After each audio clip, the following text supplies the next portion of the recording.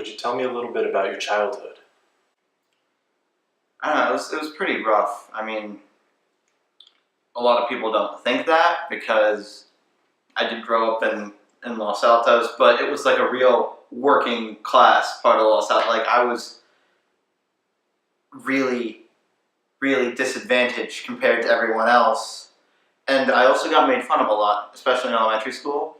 And I think it's mainly because I was the most talented kid in the entire class. Like no doubt about that in my mind. Like no one else could do what I did as well as I did. Next question. When and how did you discover your passion for music? I gotta say, I was, my real inspiration for music is, as a kid, I was growing up and, I mean, there was a bunch of crap on the radio. Let's be honest, like Radio Disney was my crap, and I would just listen to that all day. And then I discovered, it was from my granddad's record collection, because my dad had just put the gramophone back together, and so we played, like, the old Hotel California record, and, he put the pin on the record, and then I heard the Hotel California solo for the first time in my entire life. And the first thing I thought was, damn, that was the worst solo I've ever heard. I could totally do so much better. And now I've committed my life to making better music than the Eagles. Yeah, because that, like, let's be honest, like, that's child's play. Like, that solo could have been so much better. And I'm sure all the guys in the Eagles, like, they deserve their credit, but they weren't even trying, let's be honest.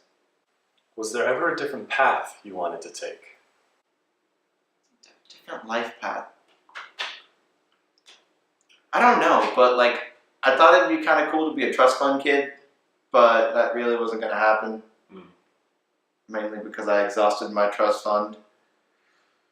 Which, I mean, is kind of a tragedy in itself. Like, put more money in my trust fund. Like, what is this? And I work really hard. And I don't really know what I would do other than music, but whatever it would be, I'd probably be the best at it. Let's be honest. Growing up, I was really good at math, and I kind of thought I wanted to be like an astrophysicist for a while. Then I saw like Neil deGrasse Tyson. Already kind of had that down. I didn't need to do that, and so like I noticed a genius, and I realized not so much I couldn't do astrophysics as a 6th grader, because I definitely could, but that Neil deGrasse Tyson had already been doing it, and he knew how to do it well, so I didn't need to do that anymore. Other than that, I think I'd be a cashier. Cashier is a good, like I'm definitely good at money. And yeah, money is just something that drives me to do incredible things. Like play for a bunch of people I don't even know who say they love me for some reason, and that just kind of confuses me. But you know what? If that's what they want to do, and they want to pay me for that, I'm completely fine with that. That's. I guess that's just kind of the grunt work that I do, but it's what I have to do. Has your family been supportive of the path that you have chosen? I kind of made it a point to stop talking to them, even though we live in the same house, because, I mean, like, you know me, like, my family.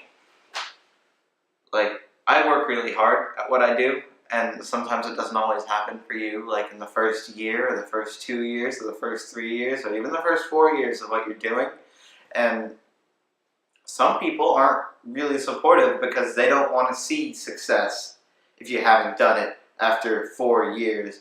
And just generally, I mean, some parents say, why are you such a failure? What are you doing with your life? Like things like that. And so that kind of negativity is not something that I need in my life. But of course, this is all hypothetical. I'm not saying this is actually going on in my family. But like, I'm sure some parents would go like, maybe you shouldn't be flunking out of school. Maybe you should actually try. Maybe you shouldn't be living in this house and not do anything productive. Maybe you should help your sister a little bit so she doesn't become a failure like you. I mean, this is all hypothetical, but I mean, it's just kind of, I haven't heard it from anyone in the past 30 seconds. That was my mom. How would you describe the person that you have become after all these years? If I had to describe myself, I would say I'm humble, I'm honest, I always tell the truth, and I tell it like it is. I mean, and I'm passionate. That's another thing. Like, I really, really like making money, and music is a way that I do that, along with bootleg copies of Green Day CDs. I don't even know why people buy those, to be honest. They're such trash. Okay? I can't even stand them. Yeah. Okay? Yeah. You know what I mean? Yeah. Alright, perfect. And I'm kind of losing my train of thought. One second. Just thinking about myself. There's so many adjectives I can use to describe who I've become and who I just inherently am. And I don't really know if the words have been invented to describe who and what I am yet, because none of them hit the mark enough to be completely accurate. And just look at me, man. Yeah. Just, I know what you mean. I'm speechless. Like, I can't. Just thinking about myself makes me happy.